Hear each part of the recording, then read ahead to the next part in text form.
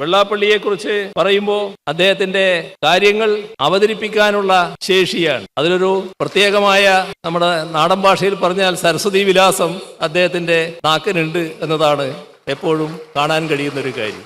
കഴിഞ്ഞ ആഴ്ചയുടെ ക്ലാസ്സിൽ വലുതാവുമ്പോൾ ആരാണെന്ന് ടീച്ചർ ചോദിച്ചപ്പോൾ ഞാൻ കുട്ടാട്ടനാണെന്നാ പറഞ്ഞത്. ഈ ചെക്കൻ്റെ ഒരു കാര്യം.